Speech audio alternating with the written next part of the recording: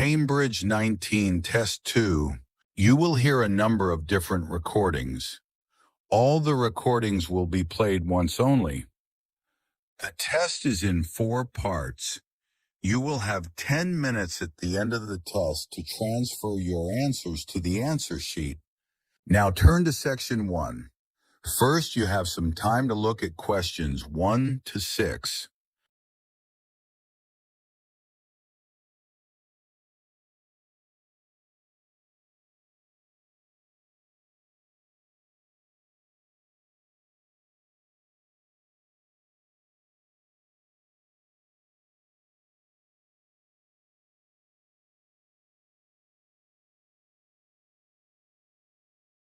Listen carefully and answer questions 1 to 6. Hi, Coleman. How are you? Good, thanks. I wanted to have a chat with you because our friend Josh told me that you've joined a guitar group and it sounds interesting. I'd really like to learn myself. Why don't you come along? I'm sure there's room for another person. Really? So, who runs the classes? He's called a coordinator. His name's Gary Matheson. Let me note that down. Gary. How do you spell his surname? It's Mathieson. Right, thanks. He's retired, actually, but he's a really nice guy, and he used to play in a lot of bands. Thanks. So how long have you been going? About a month now. And could you play anything before you started? I knew a few chords, but that's all. I'm sure everyone will be better than me. That's what I thought too. When I first spoke to Gary on the phone, he said it was a class for beginners, but I was still worried that everyone would be better than me. But we were all equally hopeless. Oh, that's reassuring. So where do you meet? Well, when I joined the group, they were meeting in Gary's home. But as the group got bigger, he decided to book a room at the college in town. I prefer going there. I know that place. I used to go to tap dancing classes there when I was at secondary school. I haven't been since, though, and I can't remember what road it's in. Is it Lock Street? It's just beyond there at the bottom of New Street near the city roundabout. Yes, of course. The guitar club is on the first floor in room T347. Right, and when do you meet? Is it at the weekend? We meet on Thursdays. It used to be 10:30 and that suited me well, but now we meet at 11. The class that's in there before us asked if they could have the room for another 30 minutes. Oh, I see. Well, I'd love to come, but I don't have a guitar. Well, you can always buy a second-hand one. There's a website called The Perfect Instrument that sells all kinds of guitars, violins, and so on. I'm sure you'll find something there. Before you hear the rest of the conversation, you have some time to look at questions 7 to 10.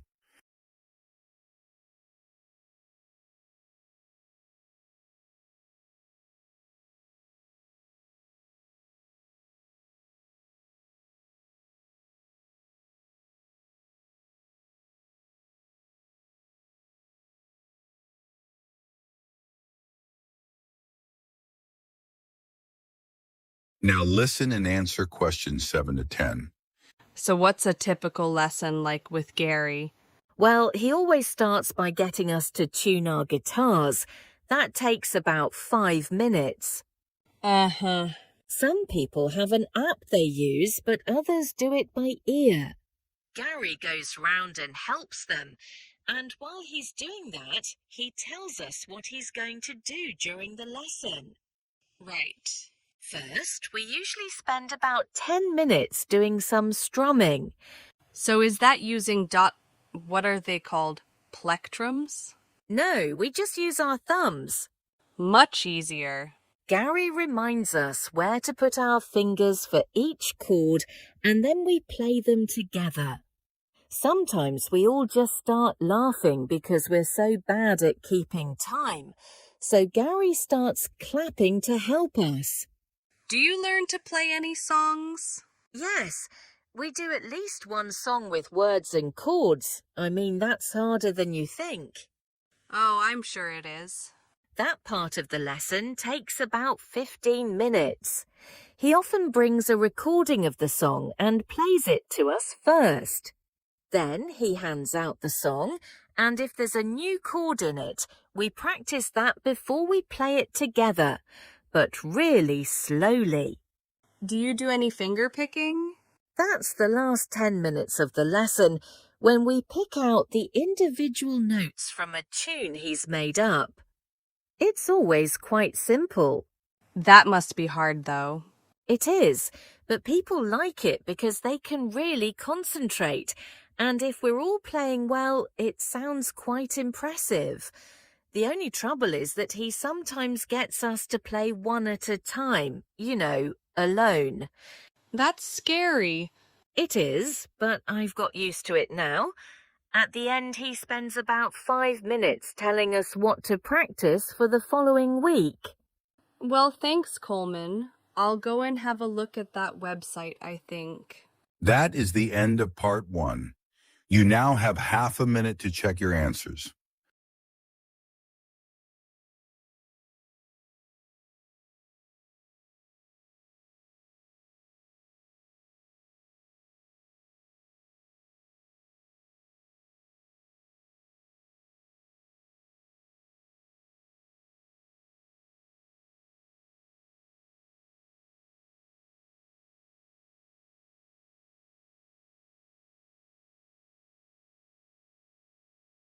Take a moment to look at questions 11 to 16.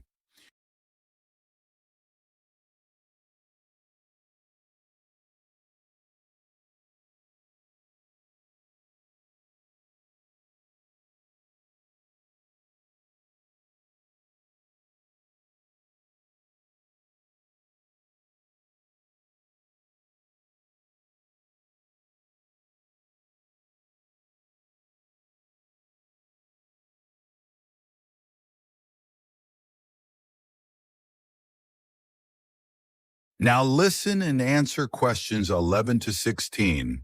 I never really planned to be a lifeboat volunteer when I came to live in North Sea. I'd been working in London as a website designer, but although that was interesting, I didn't like city life. I'd been really keen on boats as a teenager, and I thought if I went to live by the sea, I might be able to pursue that interest a bit more in my free time. Then I found that the Lifeboat Institution was looking for volunteers, so I decided to apply. The Lifeboat Institution building here in North Sea's hard to miss. It's one of the largest in the country. It was built 15 years ago with funds provided by a generous member of the public who'd lived here all her life.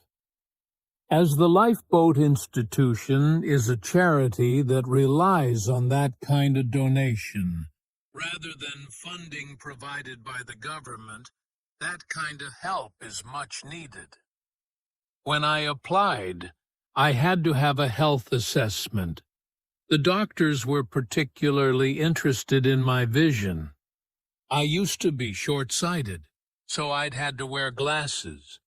But I'd had laser eye surgery 2 years earlier, so that was okay. They gave me tests for color blindness, and they thought I might have a problem there, but it turned out I was okay. When the Coast Guard gets an alert, all the volunteers are contacted and rush to the lifeboat station. Our target's to get there in 5 minutes. Then we try to get the boat off the dock and out to sea in another 6 to 8 minutes. Our team's proud that we usually achieve that. The average time across the country's 8.5 minutes. As well as steering the lifeboat, as a helmsman, I have the ultimate responsibility for the lifeboat. I have to check that the equipment we use is in working order. We have special life jackets that can support up 4 people in the water. And it's ultimately my decision whether it's safe to launch the boat. But it's very rare not to launch, even in the worst weather. As well as going out on the lifeboat, my work involves other things too. A lot of people underestimate how windy conditions can change at sea, so I speak to youth groups and sailing clubs in the area about the sorts of problems that sailors and swimmers can have if the weather suddenly gets bad.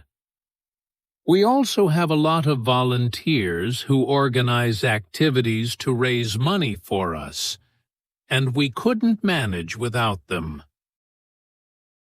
Before you hear the rest of the conversation, you have some time to look at questions 17 to 20.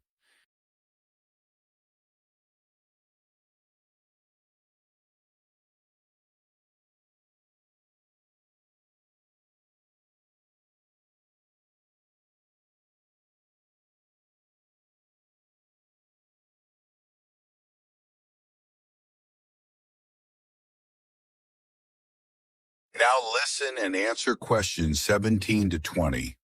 The training we get is a continuous process, focusing on technical competence and safe handling techniques, and it's given me the confidence to deal with extreme situations without panicking. I was glad I'd done a first aid course before I started, as that's a big help with the casualty care activities we do. We've done a lot on how to deal with ropes and tie knots. That's an essential skill. After a year, I did a 1-week residential course, led by specialists. They had a wave tank where they could create extreme weather conditions, so we could get experience at what to do if the boat turned over in a storm at night, for example. Since I started, I've had to deal with a range of emergency situations. But the work's hugely motivating. It's not just about saving lives. I've learned a lot about the technology involved. My background in IT's been useful here, and I can use my expertise to help other volunteers. They're a great group. We're like a family, really, which helps when you're dragging yourself out of bed on a cold, stormy night. But actually, it's the colder months that can be the most rewarding time. That's when the incidents tend to be more serious, and you realize that you can make a huge difference to the outcome. So if any of you listeners are interested, That is the end of part 2. You now have half a minute to check your answers.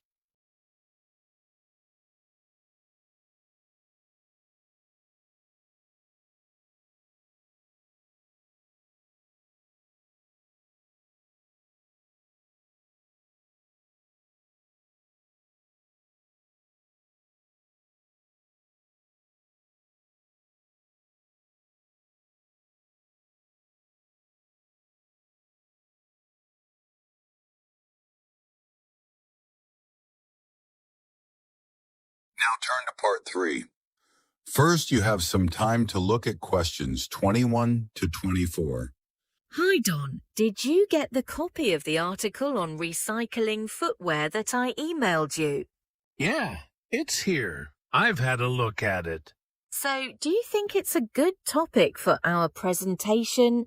Well, before I started reading it, I thought recycling footwear, well, although it's quite interesting, perhaps there isn't enough to say about it, 'cause we put shoes in recycling bins, they go to charity shops, and that's about it. But there's much more to it than that. I realize that now, and I'm keen to research the topic more. That's great. One of the things I didn't realize until I read the article was just how many pairs of trainers get recycled.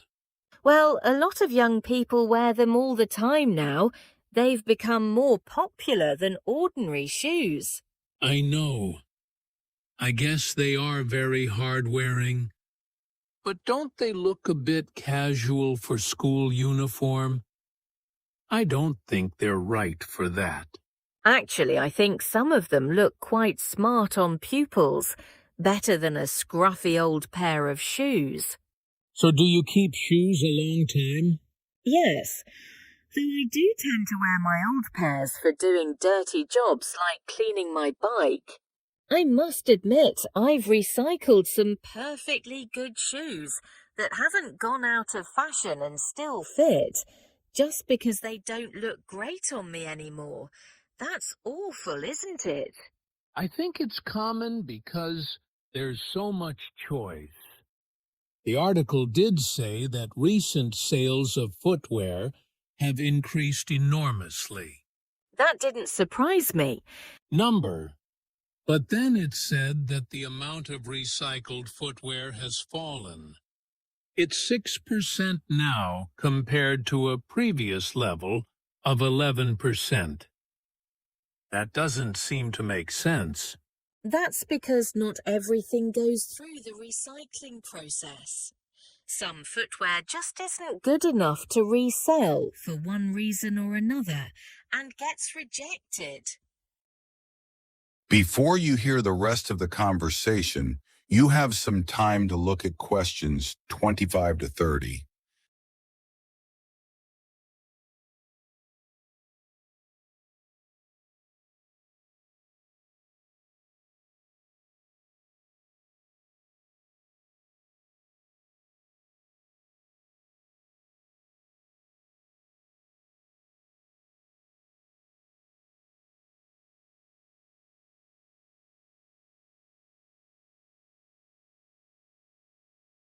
Now listen and answer questions 25 to 30. So let's find some examples in the article of footwear that was rejected for recycling. Okay. I think there are some in the interview with the recycling manager. Yeah, here it is. Let's start with the lady's high-heeled shoes. What did he say about those? He said they were probably expensive. The material was suede and they were beige in color. It looked like someone had only worn them once, but in a very wet field, so the heels were too stained with mud and grass to resell them. Okay, and the leather ankle boots. What was wrong with them? Apparently, the heels were worn. But that wasn't the problem.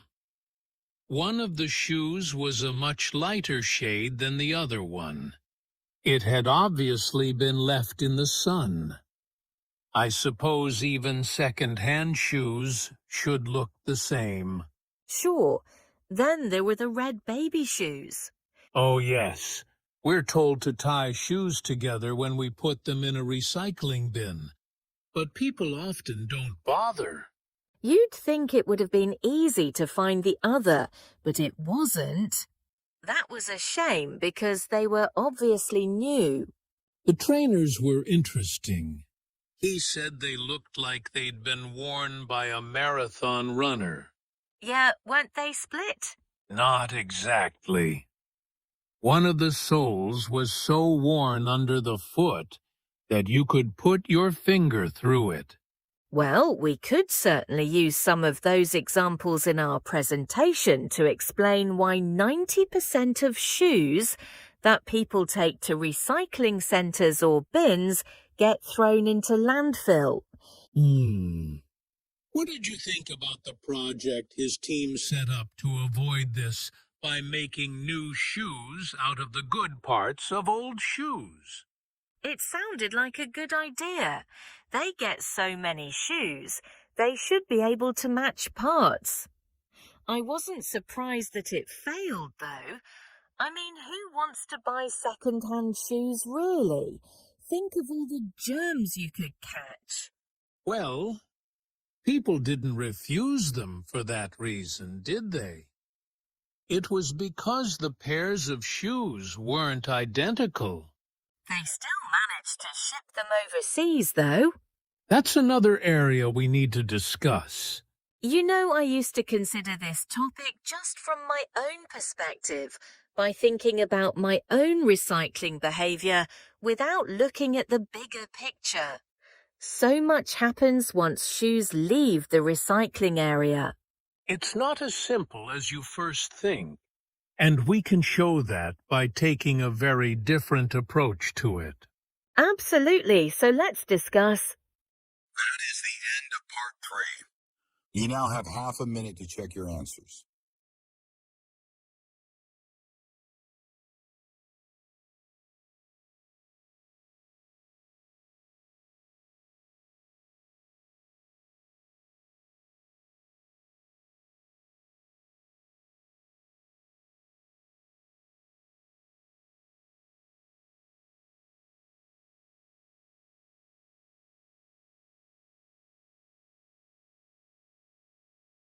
Now turn to part 4. First, you have some time to look at questions 31 to 40.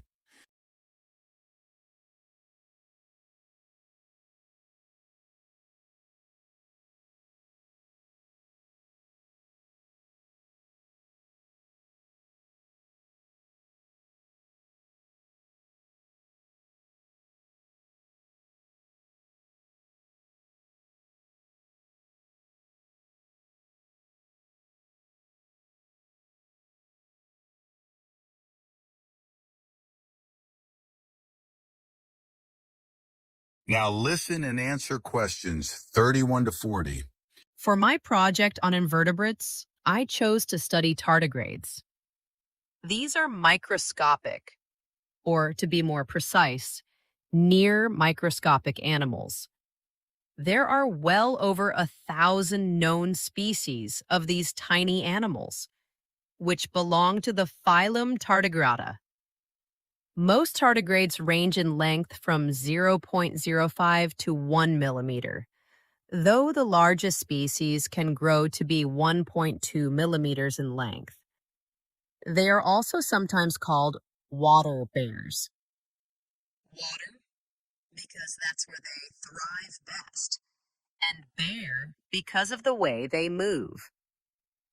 Moss piglet is another name for tardigrades because of the way they look when viewed from the front. They were first discovered in Germany in 1773 by Johann Goes, who coined the name tardigrada. As I say, there are many different species of tardigrade, too many to describe here, but generally speaking, the different species share similar physical traits. They have a body which is short and also rounded, a bit like a barrel, and the body comprises 4 segments. Each segment has a pair of legs, at the end of which are between 4 and 8 sharp claws. I should also say that some species don't have any claws. What they have are discs, and these work by means of suction. They enable the tardigrade to cling to surfaces or to grip its prey. Within the body, there are no lungs or any organs for breathing at all. Instead, oxygen and also blood are transported in a fluid that fills the cavity of the body. As far as the tardigrade's head is concerned, the best way I can describe this is that it looks rather strange, a bit squashed even, though many of the websites I looked at described its appearance as cute, which isn't exactly very scientific.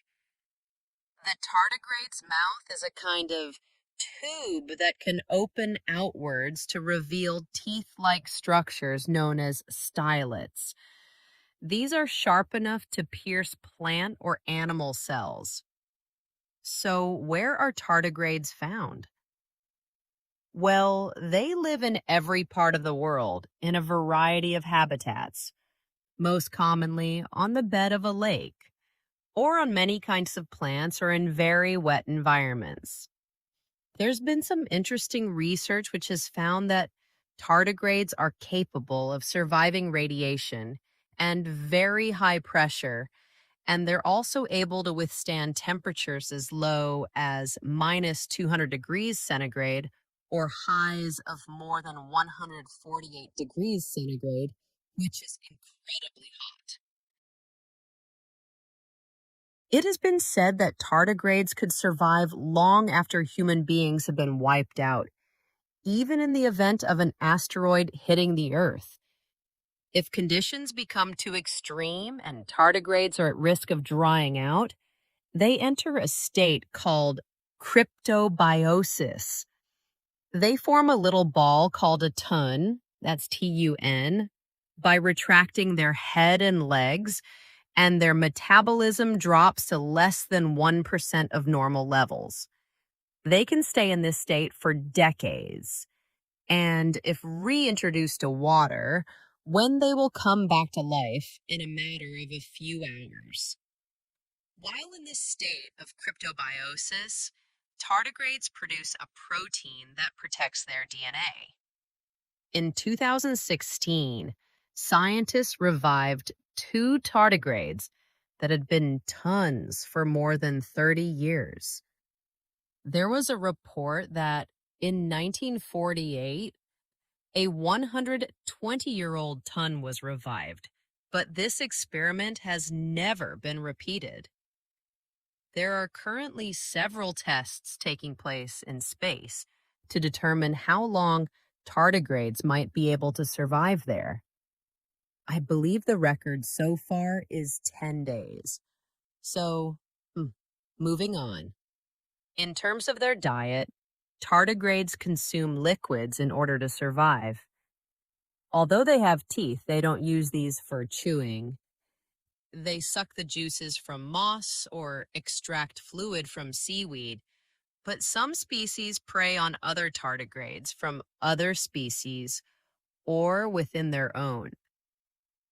I suppose this isn't surprising, given that tardigrades are mainly comprised of liquid and are coated with a type of gel. Finally, I'd like to mention the conservation status of tardigrades. It is estimated that they have been in existence for approximately 500 million years, and in that time, they have survived 5 mass extinctions. So it will probably come as no surprise to you that tardigrades have not been evaluated by the International Union for Conservation of Nature and are not on any endangered list. Some researchers have described them as thriving. Does anyone have any questions they'd like to ask? That is the end of part 4. You now have 10 minutes to transfer your answers to the answer sheet.